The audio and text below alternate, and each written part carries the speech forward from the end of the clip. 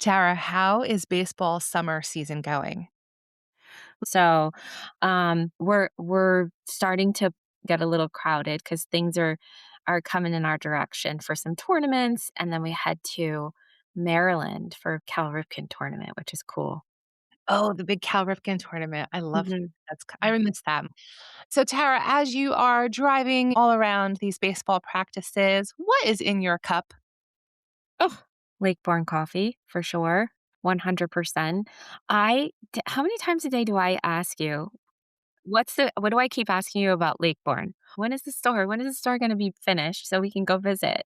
Um, because I just absolutely love it. I love everything they stand for, and I love the taste. It's so good. I know Lakeborn Coffee is sponsoring our Best of Summer series, and Tara and I are so excited because we've been addicted to the coffee for quite some time now. And now that we've partnered with Lakeborn Coffee, we just can't get enough of it. And we're really excited that they're going to be opening up their cafe in Denville, New Jersey. Mhm. I believe it's the first week in August. But you could until then, families, if you want to get a sip of Lakeborn Coffee, you could visit them on the web, lakeborncoffee.com. Welcome to From Carpool to College. I'm Tracy Amadeo, And I'm Tara Horitz. and this is the best of our summer series brought to you by Lakeborn Coffee. Tara and I carefully curated our favorite episodes for you to give a re-listen to while we're busy working with our clients because we're in the heavy season of college applications and supporting our clients. So this one, Tara, is very interesting. A lot of adolescent psychology in this one, and this is about when your kid wants to all of a sudden quit or stop an activity that they've been doing forever. That little dancer of yours who wore the little tutu when she was 3 years old is now ready to hang up her ballerina shoes at age 16. So it's interesting because, Tara, I know you and I were talking about our client caseload, just yesterday over brunch at the diner, and we're talking about the importance of the activity section. And there's 10 spots in that activity section. How are we filling it? What kind and it's not just about filling in boxes, it's about creating a narrative. So, when we're talking about these lifelong activities, wow, talk about bad timing, right? Like, all of a sudden, here we are at the college application showcase showdown, and your kid's like, "Wah, wah, I'm Yeah. done." Right, exactly. So, looking at it from a parent's point of view, what do you say? What do you do? Do you support them? Do you say, "No, stick it out," right? Do you say, "Okay, fine. Let's look for something new," because, we always know that the longevity of something, the commitment to something might have more value than to just be flip-flopping through different things. But I think, and we always stress this, listen, these are kids, right? Humans. And we have to weigh the situation and see what is most important for our children, right? Are we going to push them so that they have a miserable year in school? Or do they just need a little bit of guidance and they can make it through? I do tell my kids, you can quit, but never on your worst day of a Oh, that's a sport or good something. one. Yeah, it's good because, and I can't remember where I heard it, but I absolutely love it because you wanna give yourself some time to think about it and say, "Do I really wanna let this go?" Because when it's good, right? So, really have to think thoroughly about this and see, like, if it's affecting a student's mental health or they just feel, that it's not working. It's not working for whatever reason. It could be various things. It could be the other students, it could be the coach, it could be whatever the sport or activity is. Um, but it's definitely not an easy one. It's one that you have to think through. And you know what? If they do decide to quit, that's okay. It shows, what do we say? It shows courage, right?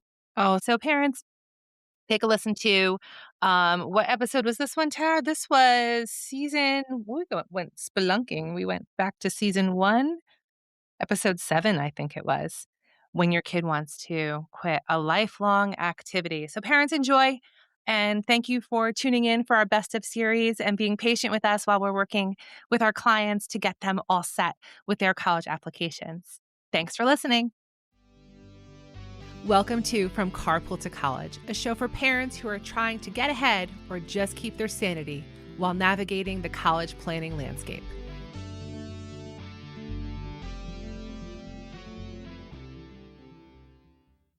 Hey, Tara. Hi. I have a question for you. A situation. Okay. So, your kid comes home from school. He is a junior. Okay. And now your real son is a little younger than that, but I Yeah. want you to do a little time machine for me. Okay. So he comes home and he's like, I think I want to quit baseball.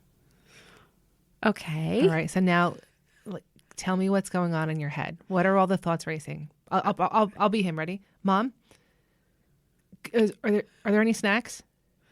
You know where they are. Mom, I think I want to quit baseball. Heartbreak. Right? You heard it? Did you hear it crack? Yeah. It was like that Simpsons episode when Ralph Wiggum's heart breaks when Lisa breaks it. Did I just totally play my nerd card? Yes. But okay. So you have to understand baseball is big in our house. We eat, sleep, breathe, everything baseball. Everything. We could I open know. a Dick's Sporting Goods. When I Right. came to your house the other day, I was looking for your, the house number, and I saw the Yankee mailbox. I'm like, Yeah. oh, yes, that's Yeah. it. That's it. Right. So, shock would be my first. Shock is my initial, response. And I wouldn't be prepared for it because it just wouldn't even cross my mind that he would want to do that. But I know that it's pretty common, right? Oh, yes. So I had a client yesterday, Okay. and You didn't tell me this story yet, right? no. Okay. No. I had a client yesterday. We're just prepping for the Common App. Okay. And he was sweating. And it didn't make sense to me that he was anxious about something. This is like a handsome kid, two-sport athlete, pretty girlfriend, like the whole, exactly what, something out of a movie, right? Mm-hmm. I'm thinking this is an easy client. Yeah. Because what are the complications? Yeah. Well, here's the complication. He has been playing lacrosse since he could walk. Okay. His dad has played lacrosse. I don't know any other generations before that, but he wants to quit lacrosse. And he is a junior. He Okay. just finished up the season, and he is just wanting to stop. It reminded me of, and of course I didn't say this to him because he probably wouldn't get the reference anyway, but the famous Clash song. We love the Clash. Mm-hmm. Should I stay or should I go, right? Should he stay in lacrosse or should he leave? Yeah. And the whole stigma of quitting something. Right. And the family has invested so much time and energy and years of little, lacrosse clinics and camps, and then in middle school and in high school, and all the different spin-offs. And even they were talking about leveraging lacrosse to get into a college maybe that he couldn't necessarily get into unless it was leveraging his talents with lacrosse. Okay. So a huge investment for quite a while. And now at a point where it probably means a lot because he's applying to colleges or getting ready to. Is he good enough where they would recruit him? Or he's, No, he's not going to be walking onto a Division I lacrosse program. Okay. Which is another, we'll have plenty of episodes on how that all works, folks, for our listeners about athletics. It's craziness. So that's a whole other separate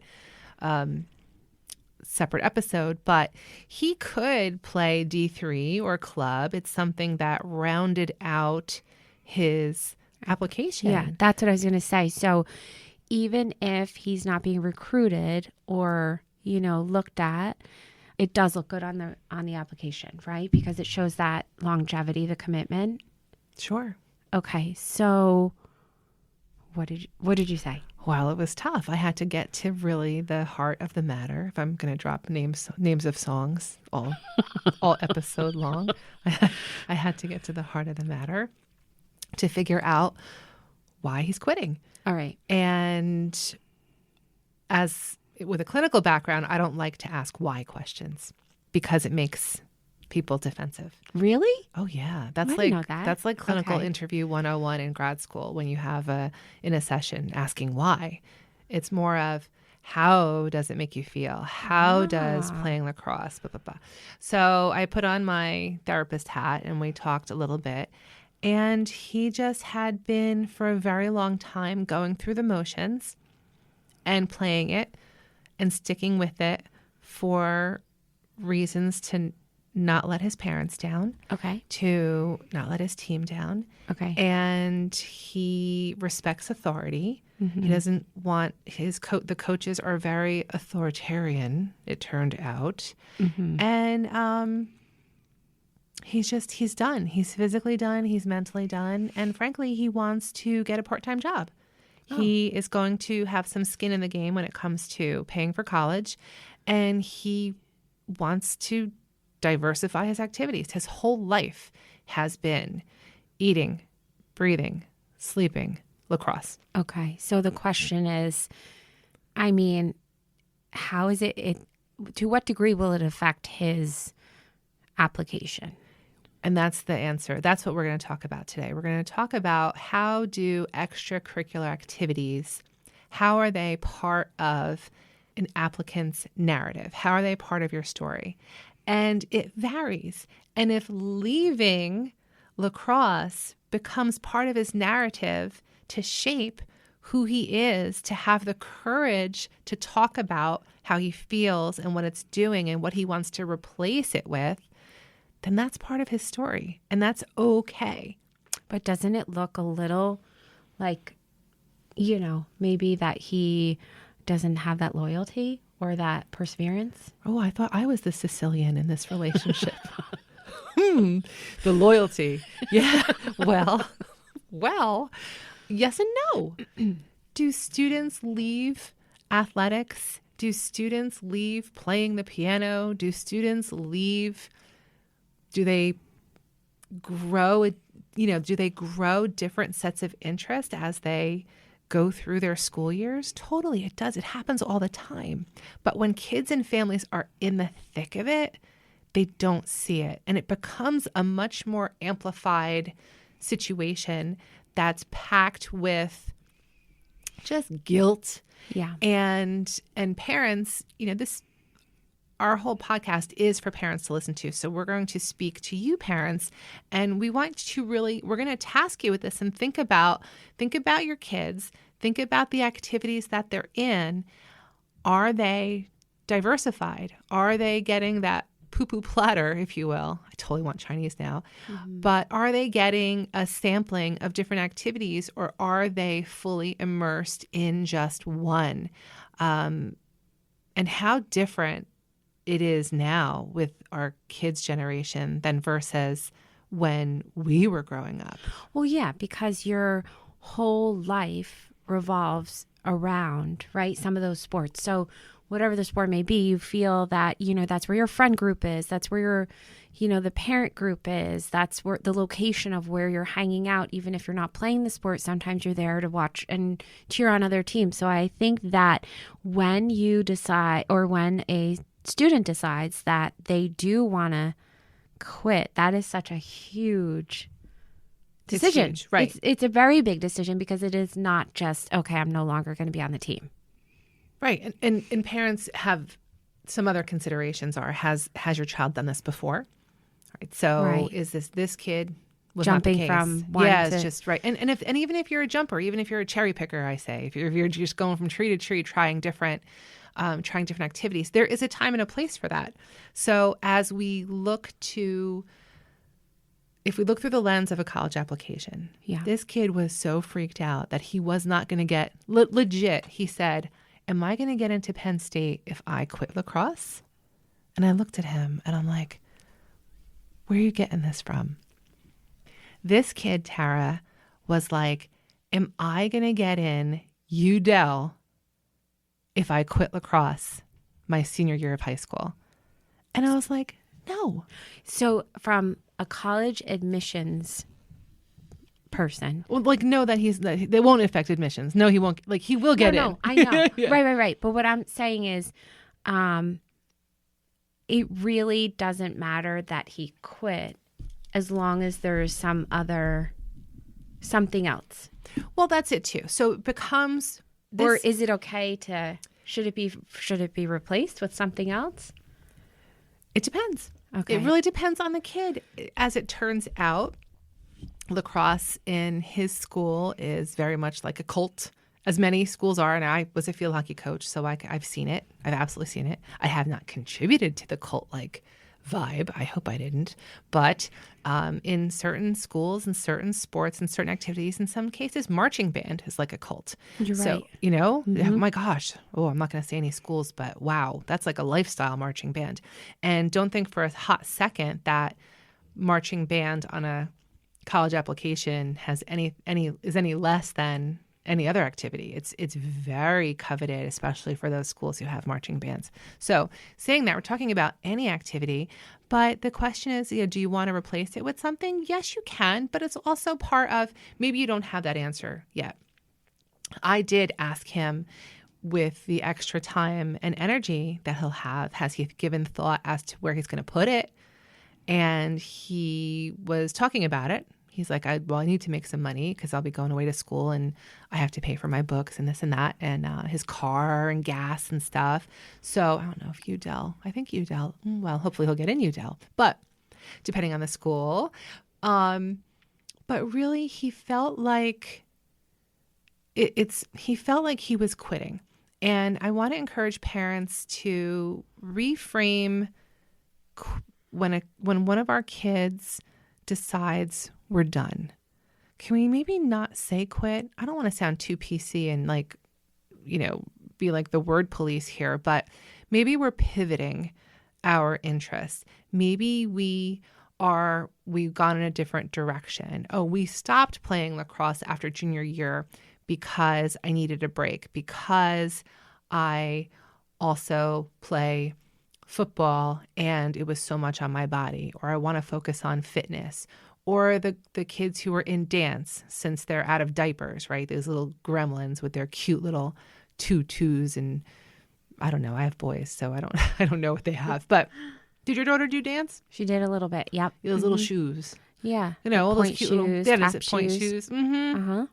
And you have the pictures every year that you get gouged for, right? It's like $75 just for the freaking pictures. Yep. And God forbid you don't get them. You're a bad parent. You are. Could we have a separate episode about freaking sports and activity photographers who gouge you and they set up their cameras and you get the packages and it's like, that's ridiculous. It is. It's terrible. And then you know what I find now? I find envelopes of like 5x7s of my kids when they were like 6 or 7 years old with their little baseball uniform. Adorable, but like all these wallets. 10 wallets. That I never gave to Aunt Patty and Aunt Laura and Uncle Mike and Uncle Joey. Like they never got them. Never got them. They never made it to the Christmas card. Yeah, well, the school photos too. It's the same thing. Same thing. Yeah. But meanwhile, it's like $200 later and get the freaking magnet. Yeah. Oh, I know. oh.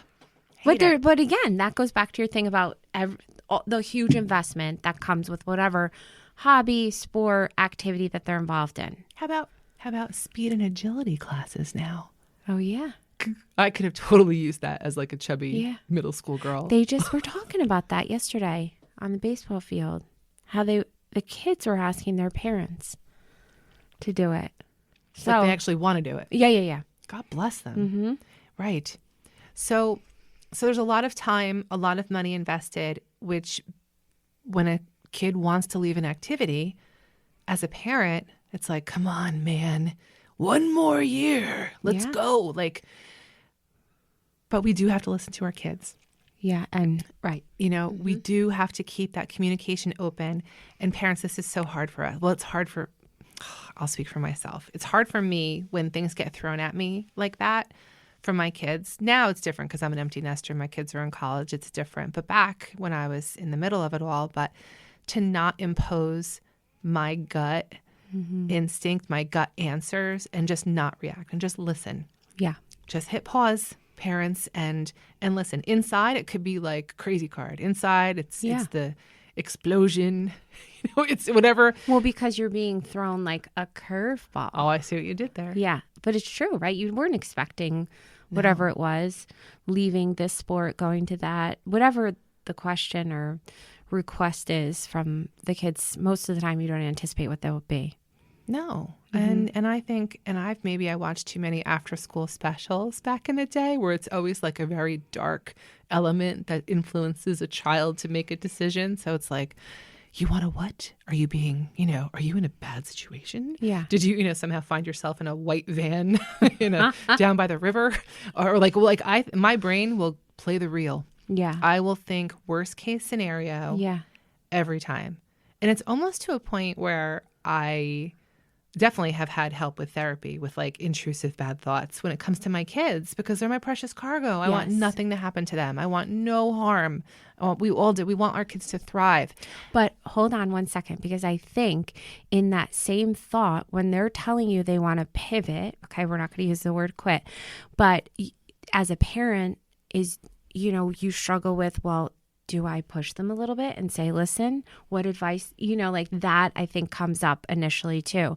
Well, should I just kind of force them to do it? Should I push them just for this little bit of time left, especially if they are towards the end of their high school career? Totally, because what you're addressing is resilience, right? We want our kids to be resilient.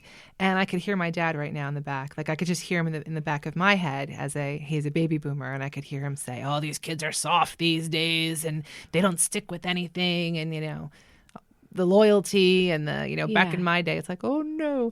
But all of that is our collective thought process. All those little files come out. But what you're speaking to is, how are we going to bolster our kids' resilience as parents? It's our job to do that. But it's a fine line when your kid comes to you after a lifetime of a commitment and they want to discontinue. So both of my boys played baseball, right? Past tense. They're in college now. And when they were in high school, I'll go back. They did T-ball, they did rec baseball. They did travel for a little bit, which started out very benign. It started out as like all-stars. And it was like, oh, we're going to a different town. And then we're going to a different county. Like it was very subtle. And the next thing you know, the all-star team became something else and you could sub for a travel team. And then all of a sudden it's like, ooh. So my ex and I don't agree on many things. Like legit. And Tara's face is like, yeah, you're not going to talk about this, are you? No, I'm not going to talk about that because that's not even an episode. That's in the book. But we both agreed as parents that for our kids, travel was too much. And we were definitely the minority in that. We're a big baseball town. Tara, you're a big baseball family too. You're probably a big baseball town as well. But we decided travel was a little bit too much, that in the summer we live in a lake community. We wanted them to swim. We wanted them to have diverse fitness and diverse sport, different athletics that were team sports. And baseball is very individual. Even though you're on a team, it's super individual. So we wanted just different experiences for them. And we were probably one of the only families who didn't participate in travel. And I got to tell you, as a mom, especially a divorced mom, it was lonely. I felt it because the clique of families that all now went in on hotel rooms together, and they went to the Cooperstown trip together, and they went down the shore together. And then it was like, I was in the stands listening as they were going over like, who's going to bring the margaritas? Who's going to, the food and the barbecue. Yeah, the whole culture around it. It was a little, I felt like a flashback of middle school socially. And, for a second, I was just like, wow, this is really, I am an outsider. And are my kids outsiders? And I'm not going to curse, but they really could have given a rat's butt about it. Right. But that's them. Yeah. Another kid may have felt differently. I don't know. But I did talk to them about it. And so did their dad. And we were both very clear on the why. And I think that's also important, parents, as we look to when your kid is deciding to kind of pivot to something else or discontinue, like think you don't necessarily have to ask flat out the why, but for what purpose. So giving us more time to do different things was our jam.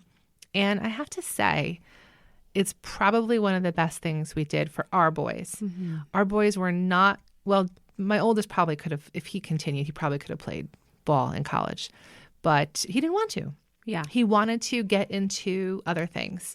And I think also that was my influence on him because I could have played field hockey in college and I really didn't want that lifestyle. I wanted college to be, I wanted it to be Animal House. Frankly, I wanted it to be I wanted it to just be crazy. And it was, it actually was. And it was wonderful. But originally I was going to be playing field hockey. Uh-huh. And I decided to not go in that direction.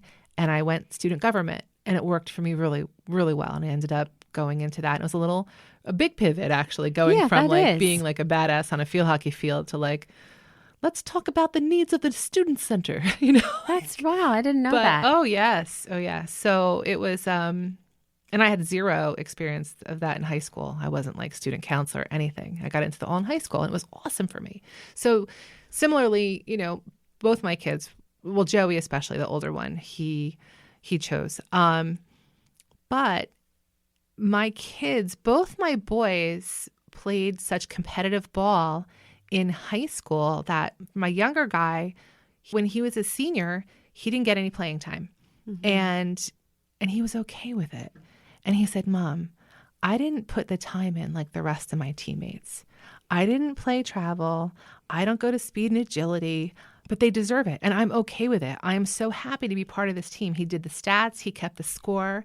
And I know that's Alex. He's amazing. That's great. He was the loudest one on the bench. I'm not going to impersonate him because I'll blow up the mics and producer Chris will have bleeding eardrums, but you could always hear Alex cheering. And as a matter of fact, he got very little playing time as a senior, maybe 3 innings. I don't even think he got a varsity letter his senior year, but they did win states and he won the baseball scholarship because his essay, he talked about how much baseball meant to him and it was about being part of a team. There you go. Right? So that's true. So think about parents, put aside your walk. Yeah. Think about where your kid is. Think about what kind of activities are we going to replace with leaving that long-standing activity. Right. Understand that when they finish, there will be grief. Yeah, that's what I was going to ask you because they come to you and not only do they want to tell you, but I'm sure they're asking for advice, right? So how do you guide them in the direction of making a well-informed decision in an appropriate way? What are some of the things that you suggest and what do you expect will happen? I know you're talking about grief, but before you even get to that part, can you just give the parents, the listeners, some practical advice of how to handle the conversation? Absolutely. Keeping communication open without judgment. Parents, if you're reacting, you better channel your inner actor or actress and be chill. Do not react, just listen. And understand, parents, that this happens all the time.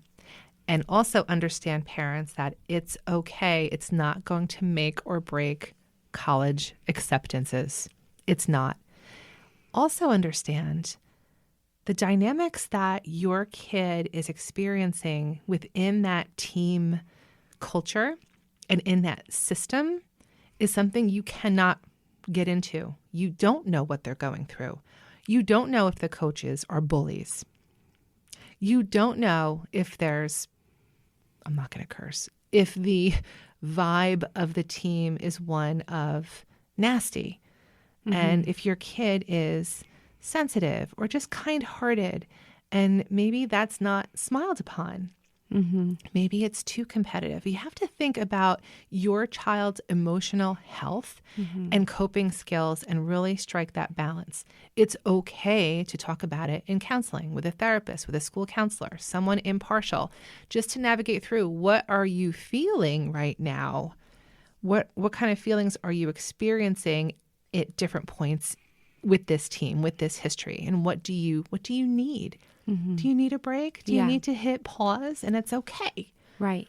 It's not, that's part of being authentic. Mm-hmm. And that, the bottom line, being authentic is truly, if we're going to be solely looking about a college application, for God's sake, which is not the important part here, but if you were to look through the lens of college admissions, you want to be authentic. You don't want to be a phony baloney. Mm-hmm. You don't want to pick these activities because it looks good.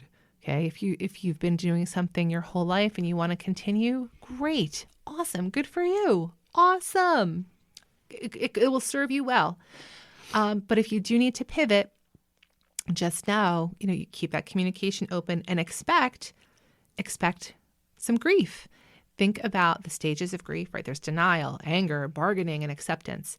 And it doesn't have to go in that order. And definitely the stages can skip, and you could spend time in different spots. But maybe your kid's been trying to tell you this for a while, and you've been in denial, right? Maybe you try to bargain with your kid and say, can we just do it one more season? How about we just do this? Let's just get to X, right? Then finally, everyone will come to acceptance with that decision, but it's still loss. And I've worked a lot with, especially with my field hockey players, when they finish college after playing since they're gremlins in 6th grade, 5th grade, they go into high school, they play for 4 years, and they do the clubs and they do all the camps. And then they go on to play for 4 years in college, sometimes 5. And then it's done.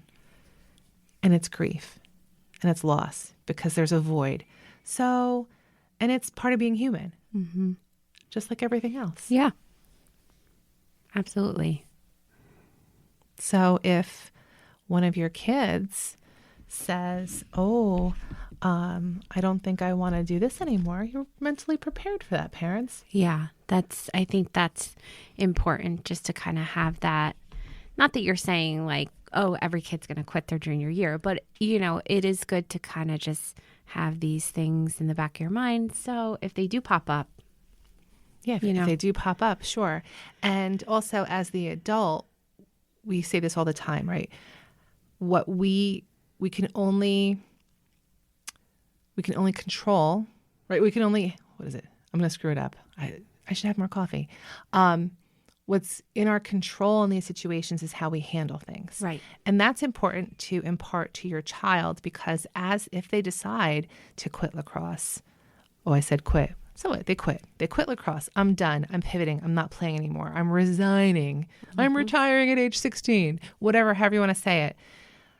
It's important that you're instructing your child to go through the process as a mature adult with dignity, respect for all parties. It's professional. Even though coaches may not behave professionally, coaches may try to bully your kid or guilt your kid into staying, or they may call you as a parent, what's going on? What can we do? What can we do? What can we bargain? How can we bargain with you to keep your kid on? It happens all the time.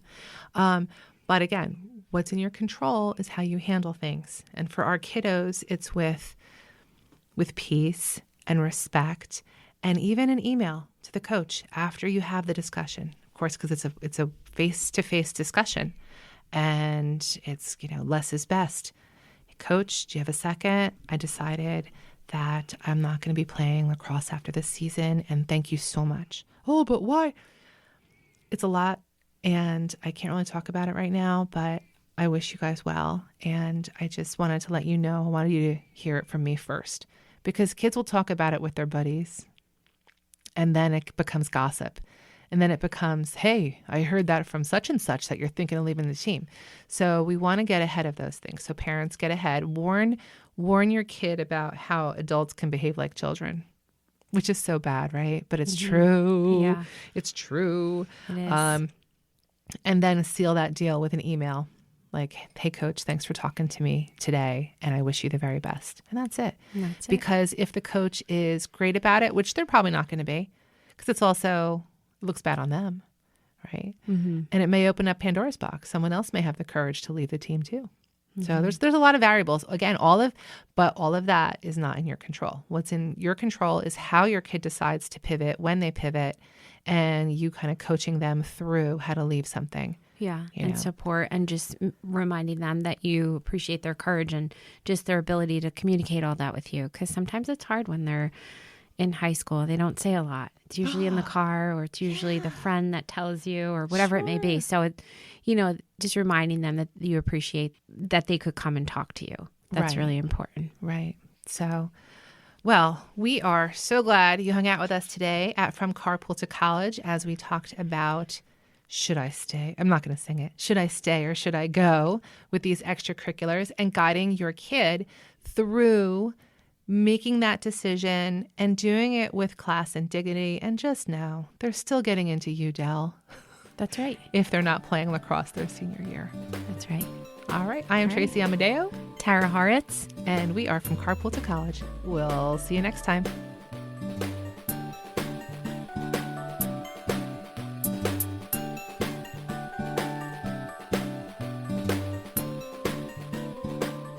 Thank you so much for tuning into today's episode. If you enjoyed what you heard, we'd love for you to be a part of our growing community. Please share and follow our show.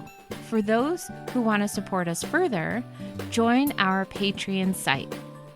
Your support helps us create high-quality content and great episodes. Plus, our Patreon members get exclusive perks like bonus episodes, early access, and behind-the-scenes content that we think you're just going to love. And now for some legal stuff. The content of this podcast is for informational and educational entertainment purposes only, and is provided as is with no guarantee of accuracy, completeness, timeliness, or outcomes. I could keep going, but I will spare you, and I will post this entire legal disclaimer on our website, www.academicmentoringllc.com, under podcast. Tara and I are so glad you joined us today on From Carpool to College. See you next time. Something like that. Yeah. Done? That's good. Okay, Chris, make that pretty, please. Pretty, please. Make it pretty, please.